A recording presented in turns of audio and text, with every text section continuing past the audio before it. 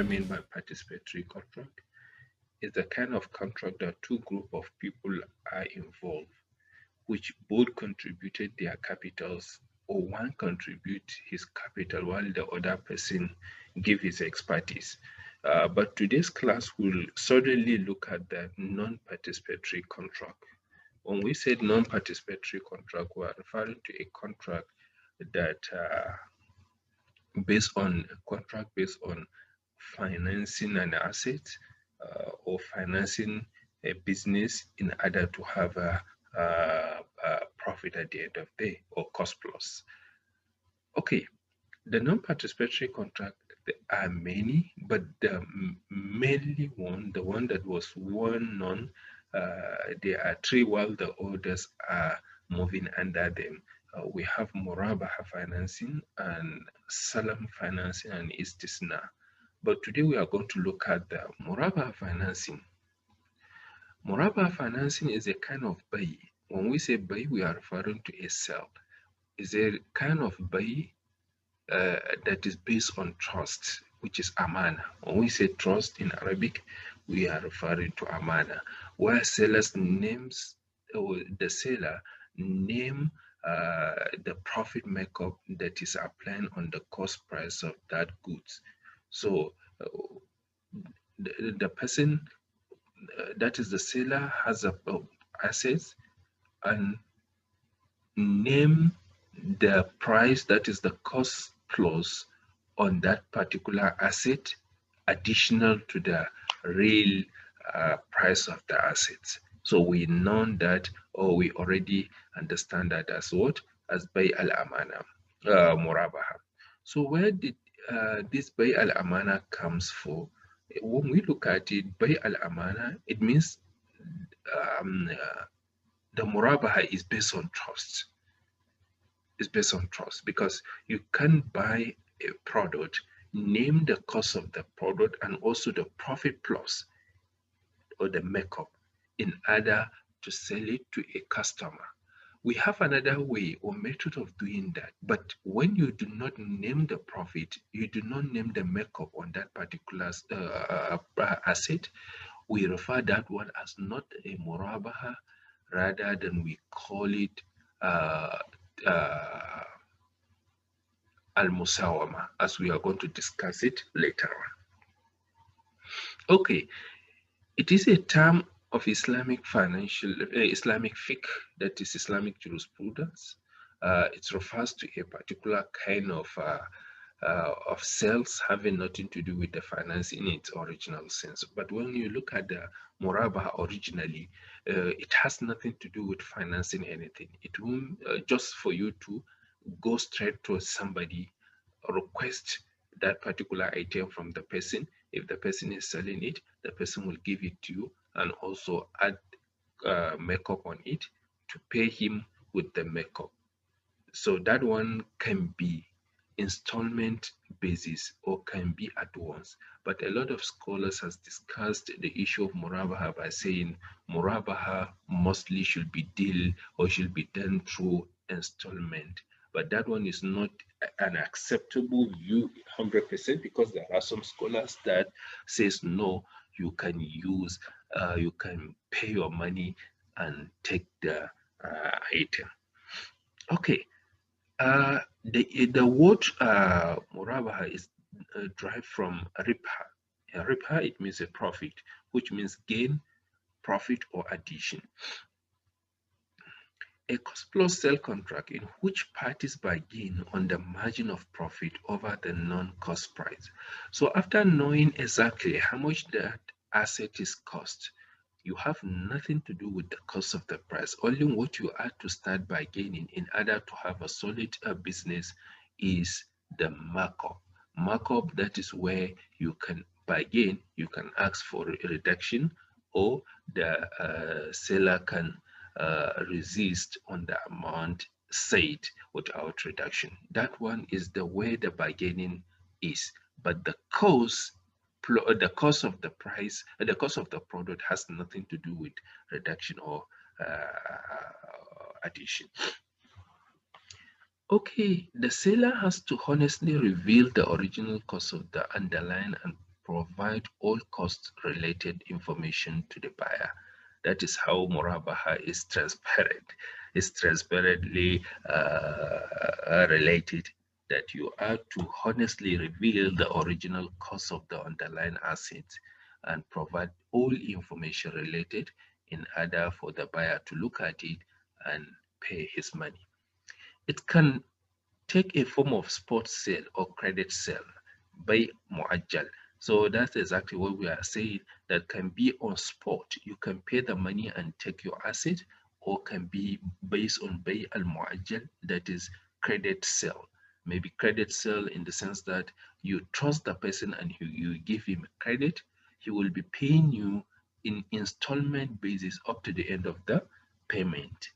It can be differentiated from musawama, whereby the parties bargain on price without any reference to original cost.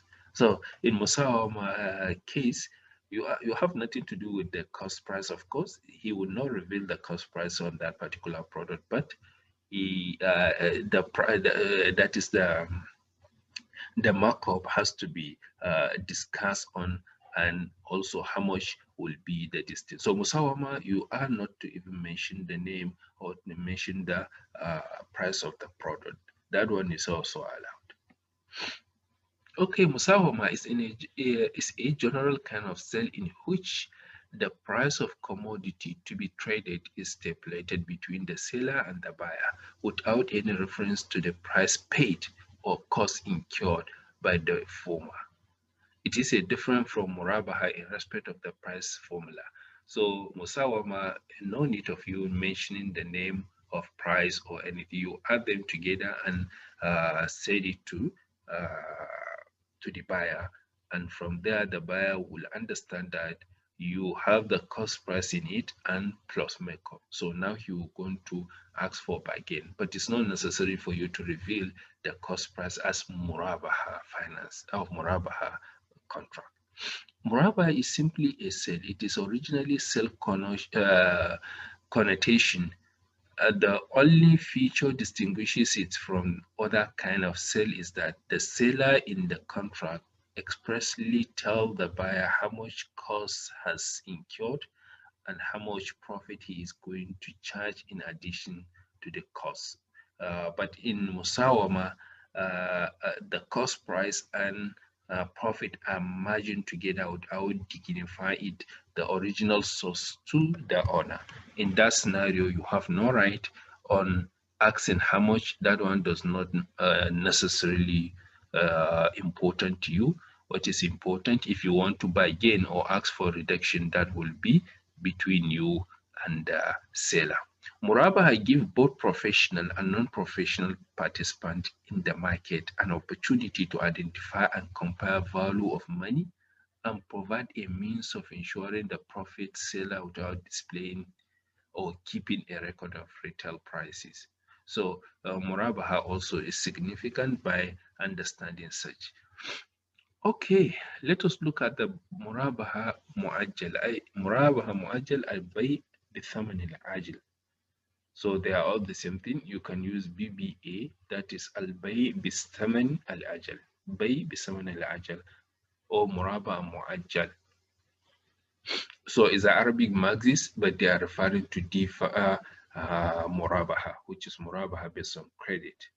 This refers to an arrangement whereby an Islamic bank often requests by a client purchases an underlying from a third party, sells the underlying to a client on a deferred payment basis. So how that works is when the agreement takes place between the bank and the client, so the bank will invite the third party in order to request that purchase thing from the third party, which we call that third party as the agent, and the agent will buy the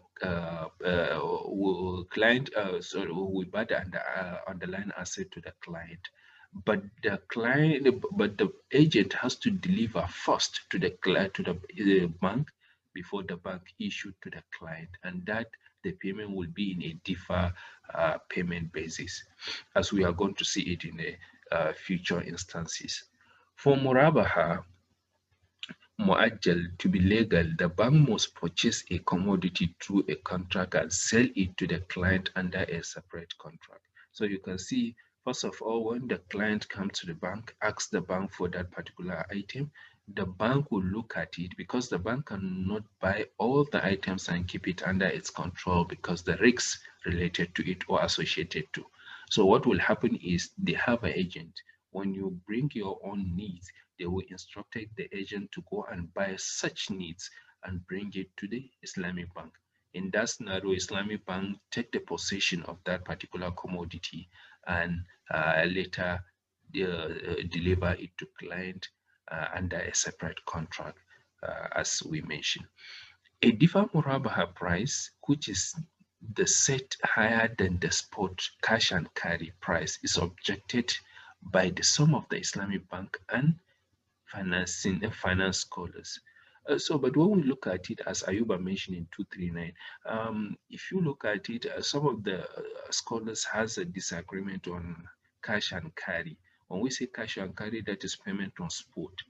You pay them money and you take the property. So if that, why are you instructing a bank to go and look for it? If you have a cash in your domain, why can't you take the cash to the shop and buy the item by yourself? So from there, they are saying, scholars are saying, they objected by some of the Islamic banking and Islamic finance scholars, as Murabaha has to be deferred price payment. But according to the contemporary Sharia scholars, Murabaha Mu'ajjal is legitimate, provided that the risk of transaction is borne by the financial Islamic bank until the position of the underlying then passed on the buyer. So some has, like I've said, resisted that yes, it's allowed. Some says it's not, but mainly people are saying Bay al-Mu'ajjal is allowed, because Bay al-Mu'ajjal is allowed due to the possession risks. It has the product has to be this thing has to be through you, and also you take the risks as a financier. The person that is financing, or the institution that is financing this product, has to have a possession of the product. So risks of possession, risks of transportation, risks of transaction between the buyer, the agents, the buyer, agent, and the financial institutions is being taken by what? By Islamic bank.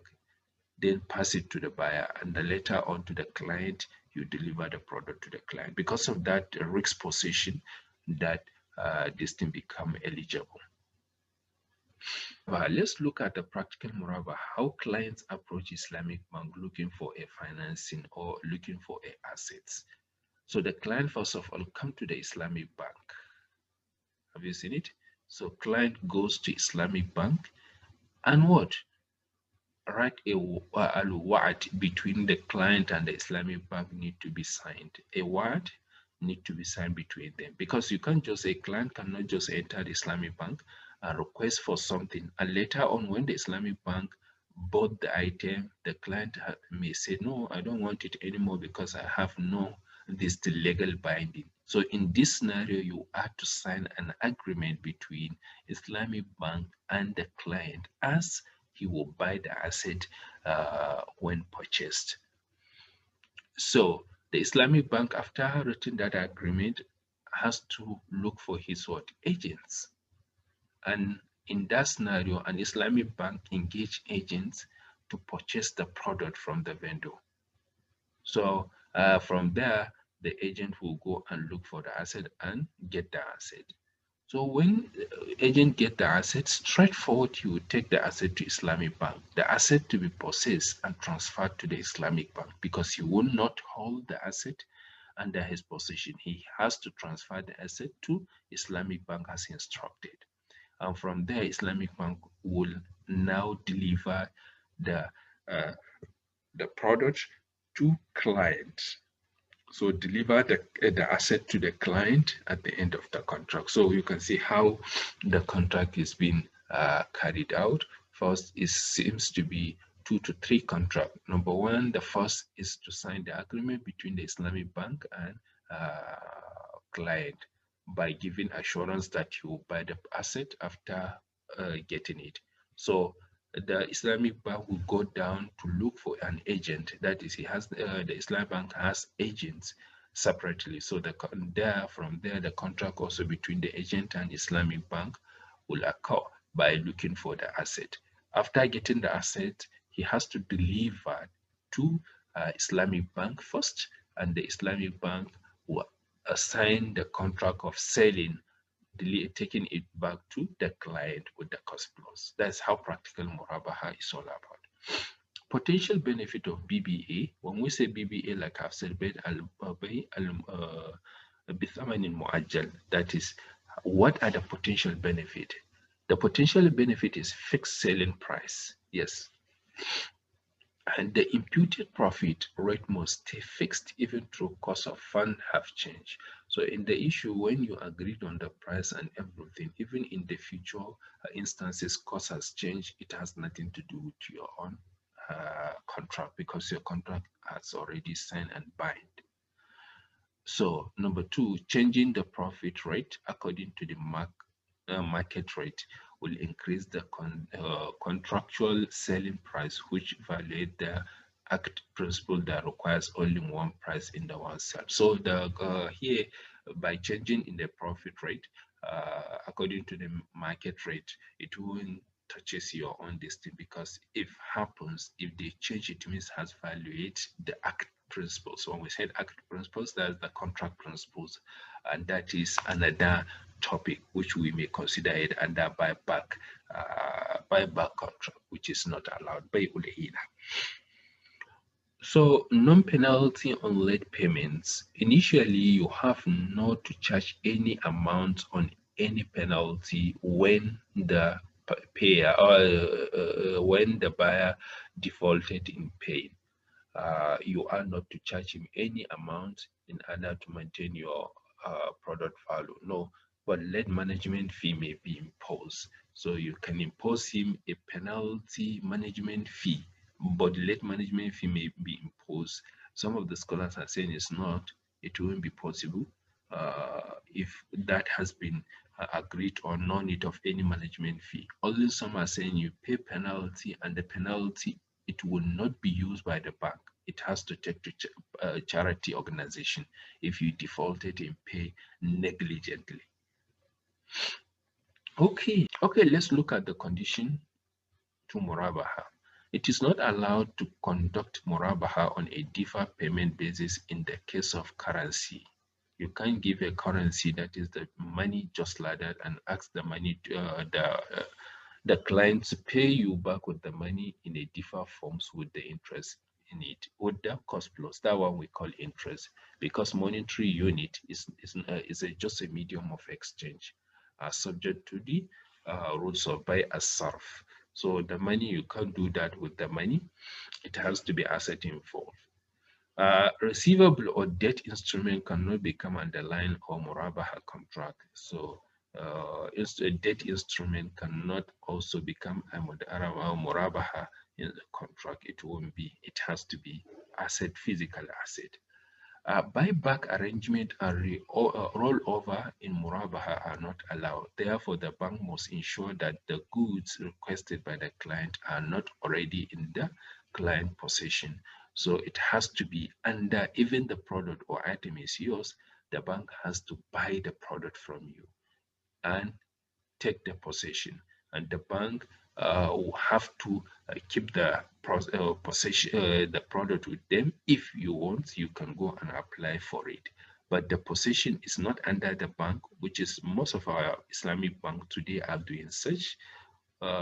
Before the possession comes under their distinct, they start think of the profit making on it. In the case of property financing, civil law required S&P, that arrangement or sales and price arrangement, to be signed between the bank, sales and profit, sorry, to be signed between the bank's client and property developer. This requirement has forced Islamic bank to first buy from, then sell back to the property to the client. So you can't just start selling the property without making ownership of it. What makes Murabaha Sharia compliant? Simply, you need to know that the difference between money and commodity in Islam. So, Murabaha cannot be conducted based on money. It has to be a commodity, which is the asset involved. The main differences between money and commodity are money has no instinct utility. Commodity can be of different qualities. Two, the transaction of sales and purchase is effected on a particular individual commodity, or at least on the commodity having a particular specification. But money, no, on the contrary, cannot pinpoint it in an exchange transaction. That is the money. However, evidence from the Quran and the Hadith is usually used to justify the application of Murabaha. For example, it is not crime in you if you seek of boundary of your Lord. That is, it's not a crime, it's not an offense to you to look for Allah's bounty upon you. So, Baqarah chapter 2, verse 198. Sharia rules concerning Murabaha. There are many rules regarding contract of sale. However, the main three rules are as follow. The subject of the sale must exist at the time of selling. Definitely, you have to have the subject matter of the sale. You can't just do something without having the subject matter of it. The subject matter of the sale must be owned by the seller at the time of sale. So when you are selling it to that person, the person has to have that item and also owned by him under his possession. Number three, the subject of the sale must be in a physical or constructive possession of the seller when he or she sell it to another person. For example, A has purchased a car from B. B has not yet delivered it to A or to his agent. A cannot sell the car to C. So even you purchase a car, but before delivering to you, you cannot sell it to someone unless the car is there under your possession. If he sells it before taking a delivery from B, the sales is void. So if that happens before, it means the contract is invalid. So that's how Murabaha works and how the example